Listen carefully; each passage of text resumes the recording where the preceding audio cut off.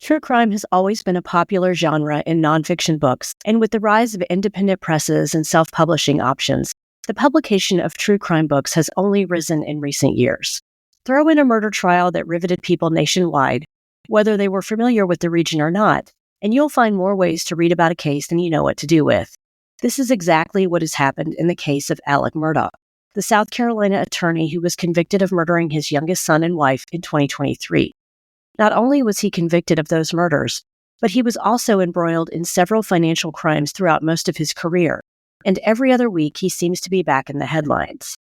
Today, I want to talk about a few things I learned after reading the book, The Devil at His Elbow, Alec Murdaugh and the Fall of a Southern Dynasty, which I couldn't put down, by the way. You might be surprised by a few of these things as well. There is much to love about North and South Carolina, but the two states have also had their fair share of violent and senseless crimes over the years. From murders on the Blue Ridge Parkway, in the heart of big cities or sleepy college towns, and along the coastal waters, some of these stories may be new to you. Some may have happened in your town. Some may involve people that are still missing to this day. But all will leave you remembering to always be vigilant about the people you meet and the places you go. I'm Renee Roberson. Please join me for Missing in the Carolinas. I recently had the chance to read The Devil at His Elbow, Alec Murdaugh and the Fall of a Southern Dynasty. I'll be honest, when I first heard journalist Valerie Bauerlein had released this book, I thought, does there really need to be another book about this family out there? In episode 72 of this podcast, I shared my review of Blood on Their Hands, Murder, Corruption, and the Fall of the Murdaugh Dynasty by Mandy Matney. That book was a little bit different because while it was a work of nonfiction, it was also more of a memoir about journalist Mandy Matney and her life leading up to uncovering the corruption in the Murdaugh family, including working at the Island Packet in Hilton Head Island, South Carolina. Bauerlein's book is different, and it became an instant New York Times bestseller. While it reads like a novel, it also dives deep into the lineage of the Murdaugh family, which began in South Carolina in the late 1800s. One of the passages that hooked me from the beginning was this one. Sudden exits had haunted the Murdaughs for more than a century. Suspicious accidents, unusual deaths, deaths that were faked, deaths rumored to be murders, death during childbirth, death on a battlefield, death during a quiet night at home, death by musket and shotgun and rifle, death by drowning, death on a dark road, death by stairs. Long before Alec was born, lethal violence was woven into his family's story, along with chicanery and infidelity and enough hubris for several Greek tragedies. Here's the official synopsis of the book. Alec Murdaugh was a benevolent dictator, the president of the South Carolina Trial Lawyers Association, a political boss, a part-time prosecutor, and a partner in his family's law firm. He was always ready with a favor, a drink, and an invitation to Moselle, his family's 17th estate. The Murdaugh name ignited respect and fear for 100 miles. When he murdered his wife Maggie and son Paul at Moselle on a dark summer night, the fragile facade of Alec's world could no longer hold. His forefathers had covered up a midnight suicide at a remote railroad crossing, a bootlegging ring run from a courthouse, and the attempted murder of a pregnant lover. Alec, too, almost walked away from his unspeakable crimes with his reputation intact, but his downfall was secured by a twist of fate, some stray mistakes, and a fateful decision by an old friend who'd finally seen enough. Why would a man who had everything kill his wife and grown son? To unwind the roots of Alec's ruin, award-winning journalist Valerie Bauerlein reported not just from the courthouse every day, but also along the back roads and through the tidal marshes of South Carolina's Low Country. When the jurors made their pilgrimage to the crime scene, trying to envision Maggie and Paul's last moments, she walked right behind them, sensing the ghosts that haunt the Murdaughs' now shattered legacy. Through masterful research and cinematic writing, The Devil at His Elbow is a transporting journey through Alec's life, the night of the murders, and the investigation that culminated in a trial that held tens of millions spellbound. With her stunning insights and fearless instinct for the truth, Bauerlein uncovers layers of the Murdaugh murder case that have not been told. Valerie Bauerlein is a national reporter for the Wall Street Journal who writes about small-town America and Southern politics, economics, and culture. She has covered the South her entire career, including 19 years at the Journal and 4 years at the State in Columbia, South Carolina. She's a native of North Carolina and graduated from Duke University. She lives in Raleigh, North Carolina with her husband and their 2 children. I will add that Bauerlein covered the Murdaugh family for several years, including reporting on Alec's financial crimes and attending his murder trial daily, so the book is based on hundreds of hours of interviews with the people involved. The book starts out with a listing of the main characters discussed, which I appreciated. Then the opening chapters discuss the end of Alec Murdaugh's trial, and the reader then gets taken back in time to see where the dynasty began, with the life of Randolph Murdaugh Sr., who was born in 1887. I've often wondered why the Murdaugh family wanted to live in rural Hampton County for so many years, but the book does a good job of explaining how the Murdaughs, who resided in the upper echelon of Hampton County, likely wouldn't have had as much power and prestige in other parts of the state. Bauerlein also described how and why Hampton County was so ripe for personal injury lawsuits, which is where Alec made his money. She writes, "The Murdaughs shied away from taking on clients who had been injured inside the town's plastics factory, long the leading toxic emitter in the state. The family didn't like to sue companies close to home. The preference was to go after big out-of-town corporations."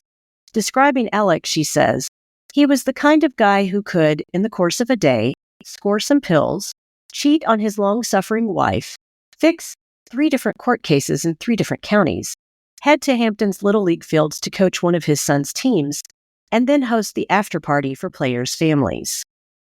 There were some parts of the book that I already knew a lot about, including the chapters on Mallory Beach's death, the boat crash at Archer's Creek, and Stephen Smith's still unsolved murder. That's probably because I've watched all the documentaries on the Murdaugh family up to this point. There is a very chilling quote in chapter 36, where Anthony Cook's mother Beverly says she woke up in the middle of the night with Mallory's voice in her head. The deceased 19-year-old was saying, "They all think the dark, black waters took me, but I need them to see. The dark, black secrets needed me. To set them all free, it took me." I also knew a good bit about the investigation into Alec Murdaugh's financial crimes. The book shares details about the personal injury clients Alec stole from, and a lot of the reporting covered things I hadn't heard before, including details from the Murdaugh housekeeper Gloria Satterfield's death. But I didn't follow the actual trial of Maggie's and Paul's murders very closely, so I was surprised to learn several different incriminating details from that. What I want to discuss today is 5 new things I learned about the Murdaugh family after reading The Devil at His Elbow. A warning, if you haven't read the book, this episode may contain some spoilers, so please be advised on that if you're interested in checking out the book. Here's the first thing I learned. The Murdaughs' home before Moselle, located on Holly Street in Hampton, South Carolina, caught fire in July 2009. In 2009, their home on Holly Street caught fire while the family was out of town at their home on Edisto Island. Firefighters were able to extinguish it quickly, but it appeared someone had poured diesel fuel throughout the house and then set fire to a backdoor floor mat. An article that ran in the Bluffton News the next day read, "Local and state police are still searching for a suspect in connection with an apparent arson attempt at the home of a local attorney. Firefighters responded to a reported structure fire at the home of Alec Murdaugh at 515 Holly Street Extension around 7:30 Friday morning. While the fire was quickly extinguished, evidence at the scene has prompted an arson investigation," said Hampton Police Chief Perry McElhaney. "We suspect that sometime Thursday night or Friday morning, someone spread some kind of accelerant around the house and tried to set it on fire from the back door," said McElhaney. "Luckily, for some reason, it didn't spread through the house and the only thing that burned was the floor mat." The family filed charges against a contractor who had done some work for the Murdaughs, but he never stood trial. After the fire, Alec refinanced the Holly Street house with a no-money down loan and valued the house at $500,000, which was a lot more than its previous value. I have to wonder if this arson, that conveniently occurred while the Murdaughs were away at their beach house, was another attempt by Murdaugh to work the system and receive an infusion of cash from an insurance settlement. Number 2. The Murdaugh family sued a railroad after Randolph Murdaugh Sr. staged an accident and caused his own death. Alec Murdaugh's great-grandfather, Randolph Murdaugh Sr., allegedly took his life by driving onto the railroad tracks at a desolate crossing near a country cemetery in the early morning hours of July 19, 1940. He was 53 years old and had been in bad health for years with heart and kidney troubles. He was the first member of the family to attend law school at the University of South Carolina and elected the 14th Circuit Solicitor. He was the founder of the Murdaugh law firm. An article that ran in the state newspaper the day after his death read, Randolph Murdaugh Sr., one of the most respected citizens of Hampton County, was killed instantly near Varnville early this morning when a train and his car collided at a crossing of the Charleston and Western Carolina Railway Company. He was returning home after visiting a friend. Bauerlein's book expands on that night, writing that Randolph Sr. was leaving a poker game at a friend's house, which included a lot of whiskey consumption. The railroad crossing didn't have any lights or signal arms because it wasn't a main crossing and was out in a remote part of the county. He knew the train schedule. He drove up onto the middle of the tracks, leaned out his open car window, and waved into the train's headlight. The train engineer saw him, but it was too late to do anything but strike the car. He would later recount that it did not look like a distressed wave, but a friendly one. Randolph Sr.'s body was found beside the tracks with a broken back and crushed skull. His death was ruled an accident, and the family sued the railroad for $100,000, which would be about $2 million today. However, people in town talked. They knew Randolph Sr. would not have gone over that railroad crossing on his usual route home. How was it an accident if the engineer saw him accelerating onto the tracks at the same time the train approached? Randolph Sr. knew the railroad budgeted money for settlements as part of their operating expenses. The money the family won helped Randolph Sr.'s son, Buster Murdaugh, who was then 25, establish his place in the legal community of Hampton and the cash to get the family dynasty started. Before we continue, let's take a quick break for a word from our sponsors. It's wintertime. I don't know about you, but my skin is always in desperate need of moisture during this time of year. And, well, in the other months of the year too, if I'm to be honest. But I don't like to experiment with a lot of different products at high price points if they won't work for me. Enter the products from SHOPxErin. I use her pre-cleanse oil, hydrating beauty oil, and perfecting night oil, and I was hooked from the first drop. The pre-cleanse gently removes dirt, impurities, and even waterproof makeup without tugging, all without stripping or drying out your skin. In addition to keeping your skin clear, it also helps your skin feel firmer and reduces the signs of aging. The hydrating beauty oil is a powerful and effective skin hydrator that never leaves your skin feeling greasy. The signature squalene oil is known for its anti-inflammatory and anti-aging properties. It's perfect for treating skin conditions like acne and eczema and reducing the appearance of wrinkles. The Perfecting Night Oil is loaded with vitamins E and A and is rich with antioxidants and omegas that nourish skin, replenish elasticity, and reduces stretch marks. A few drops a day leave skin smoother, more vibrant, and youthful. Want to try out the products for yourself? Go to SHOPxErin.com and use the code MissingCarolinas10 for a 10% discount on your order. Are you looking to level up your writing or learn a new skill?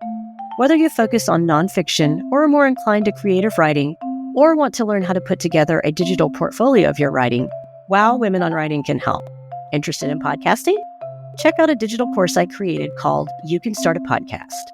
During this pre-recorded webinar, you will learn the benefits of creating your own podcast, materials you need to get started, how to develop content that will keep listeners coming back for more, and ways your podcast can create supplemental income. I'll share examples of different types of podcasts, how to decide on a format, ways to handle the technology necessary for creating a podcast, how to develop your first few episodes, promotion and monetization ideas, and ways you can repurpose your podcast content. All written materials and resources are provided by me. I'll also give you a handout with information discussed in the webinar, along with suggestions for a few different types of podcasts to explore. Best of all, this webinar only costs $30. You can find it by going to wow-womenonwriting.com and clicking on the Classroom tab. I'll also post a link in the show notes. And now, let's get back to the show. Here's the third thing I learned about the Murdaugh family while reading Valerie Bauerlein's book. Number 3. The Murdaughs were involved in another boat crash. In 1998, the Murdaugh family was also involved in another boat crash. Alec's younger brother, John Marvin, had thrown a party out on a family property called Murdaugh Island, and the guests grabbed their beer and had it out in a boat on the Broad River. John Marvin was with friends in another boat. While the first boat on a stretch known as Hazard Creek, the boat hit something under the water, got stuck for a moment, and then continued on. Within a few seconds, the passengers realized someone had gone overboard. They found the passenger in knee-deep water, bleeding from his face. The group brought the injured man back on board and headed for a nearby marina. They saw John Marvin in his boat, and he headed to the marina with them. Despite 2 boats full of people who had been drinking on the water, and one person who was later determined to have been run over by a boat, an officer with the Department of Natural Resources drove John Marvin and his guests back to Murdaugh Island. Allegedly, John Marvin coached the group on what to say, and it was more than a month before the victim had recovered well enough to talk with an agent. The driver of the boat was only fined for having too few life preservers on the boat. Number 4. The Murdaugh men had a long history of stepping out on their wives and controlling them financially. Randolph Sr.'s first wife, Etta Causey Harvey, died of sepsis just a few weeks after giving birth to their second son. A year later, he married Estelle Marvin Murdaugh, a distant relative. But when she was 46, Estelle was admitted to a sanatorium in Walterboro. She died 6 months later, and her cause of death was listed as preeclampsia. She also had arthritis and pneumatic fever. It was not clear if she was pregnant at the time of her death, and it seems to have been kept under wraps if she was. 4 days after Estelle died, Randolph Sr. married his third wife, Mary J. Taylor Hoffman, a woman 15 years his junior and the daughter of a state senator. They had apparently been an item for some time.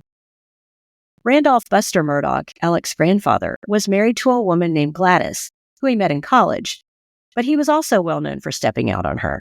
In fact, he fathered a son with another woman named Ruth Evan Vaux, who was married to a local plantation owner. Even after Ruth Evan Vaux visited the Murdaugh home with her son, Gladys refused to allow the boys to meet and said often, "Murdaughs don't divorce." The 2 boys later became close and worked alongside one another as attorneys. Like his father and grandfather before him, Randolph Murdaugh III, Alec's father, also enjoyed the company of women other than his wife Libby. He even moved in temporarily with a stripper from Hilton Head for a time, leaving his wife alone with their 4 children. This was around the time that an obituary for Libby Murdaugh mysteriously appeared in the state newspaper. Libby was alive and well, and stunned by the publication of the obituary. Some people believe she had published the notice herself, while others speculated Randolph III had done it to remind his wife that he still maintained all the power in their relationship, no matter how he behaved. Here's what the obituary, which ran on November 18, 1976, said. Civic church leader Mrs. Murdaugh dies. Mrs. Elizabeth A. Murdaugh, wife of Fourth Circuit Assistant Solicitor Randolph Murdaugh III, died Wednesday at her home. Born in Columbia and a former resident of Brunson, she was the daughter of Mr. and Mrs. M.D. Alexander of Brunson. She received the B.S. degree from Columbia College, where she was one of 10 outstanding seniors, and was named Who's Who among students in American universities and colleges. She taught school for 2 years in Lexington County before moving to Varnville in 1964, when her husband began practicing law. She also taught in the Hampton County schools for 7 years and was recently appointed by Governor James B. Edwards as a member of the Children's Foster Care Review Board. At the time of her death, she served as vice president of the Hampton County Country Club and was a counselor of the Hampton-Barnville Methodist Youth Fellowship. She was a member of Varnville United Methodist Church and Varnville PTA. Surviving are her husband, her parents, a daughter, Lynn Murdaugh of the home, 3 sons, Randy, Alec, and John Marvin Murdaugh of the home, a sister, Mrs. L.A. Janet Cotter of Columbia, a brother, Dr. M. Don Alexander of El Paso, Texas, maternal grandmother, Mrs. Blanche Jones of Beaufort, 3 nephews, and a niece. Plans will be announced by Peoples Holland Funeral Home of Hampton. As we all know, Libby Murdaugh did not die in 1976. In fact, Alec told police he had been visiting his mother, who was battling dementia, the night Maggie and Paul were murdered. She didn't die until March 19, 2024, almost 3 years after their deaths. Alec followed in his family's footsteps of cheating on his wife, Maggie, according to The Devil at His Elbow. According to sources interviewed in the book, Alec had multiple mistresses throughout his marriage to Maggie, and one of them was even present at Moselle, at the wake following Maggie and Paul's funerals. Number 5. The Murdaugh's history of being involved in bootlegging.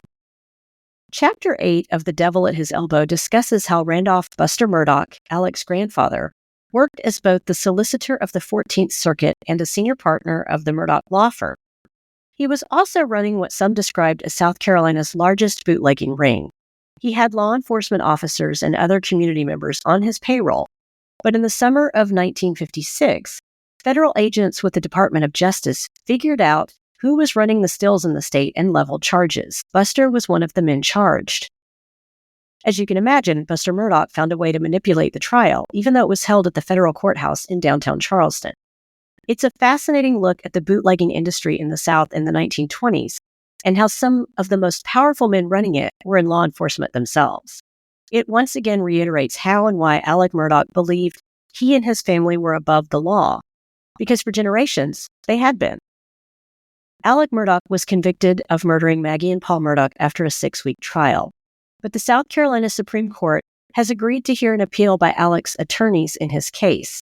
An article that ran on CNN reported they had filed a motion last July requesting a new trial based on allegations that Becky Hill, the Colleton County Clerk of Court, tampered with the jury by making comments to jurors implying Murdaugh was guilty. Hill resigned from her position after the trial, and after quickly publishing a book about her experience working at the trial, titled Behind the Doors of Justice. She is under investigation in the state of South Carolina for numerous ethics violations and accusations she used her professional position for personal gain. This past week, the Post and Courier in Charleston reported that a federal judge signed off on a $14.8 million judgment against Alec Murdaugh for his role in filing a bogus insurance claim and stealing millions of dollars from the estate of his former housekeeper, Gloria Satterfield. Alec's insurance company, Arizona-based Nautilus, filed a federal lawsuit against Alec and his co-conspirators in April of 2022. If you'll recall, Alec told Satterfield's son to sue him for wrongful death after their mother's death at the home. Instead of giving them the money from the settlement, which would have helped them cover Satterfield's medical bills and help them live after the loss of her income, he pocketed most of the $4 million settlement. By the way, learning how the Murdaughs lived in their day-to-day life and how little they paid their housekeepers was an eye-opening part of the book. They couldn't even be bothered to do their own laundry or rinse their dishes after eating. The housekeeper would cook them dinner before she left at the end of the day and had to clean up the dishes from the night before at the start of her next shift. She was also not paid for vacation or medical insurance. This recent $14.8 million judgment will never see the light of the day because the South Carolina court system took control of Murdaugh's assets in November of 2021. They divided up that money to help pay back the many victims of his financial fraud. Other books about the Murdaugh family include Tangled Vines, Power, Privilege, and the Murdaugh Family by John Glatt, Swamp Kings, The Story of the Murdaugh Family of South Carolina and a Century of Backwoods Power by Jason Ryan, Blood on Their Hands, Murder, Corruption, and the Fall of the Murdaugh Dynasty by Mandy Matney, and The Fall of the House of Murdaugh by Michael DeWitt. One of the jurors from the trial, Myra Catherine Crosby, who infamously became known as the Egg Lady, has published Because Enough is Enough, tell-all book how juror 785 was wrongly kicked off the Alec Murdaugh jury. I've only read the 2 books by Valerie Bauerlein and Mandy Matney, so I can't give any honest reviews of the others. This brings us to the conclusion of this episode of Missing in the Carolinas. If you enjoyed this episode, please do me a favor and give it a 5-star rating wherever you listen to your podcasts. If you'd also like to support the show in a small way, you can buy me a coffee over at buymeacoffee.com, Renee Roberson. Thank you so much to those who have already supported me through this platform. We're also on Instagram, Facebook, and YouTube, so please like and subscribe to our pages and get started on a discussion of the missing people profiled on the show. Do you know of a missing persons case in North or South Carolina that you think should be covered? Email me at missinginthecarolinas@gmail.com with any details you can share. Cover art for this podcast was designed by Mackintosh Multimedia. Sound editing is provided by Daniel Roberson. Thanks so much for listening.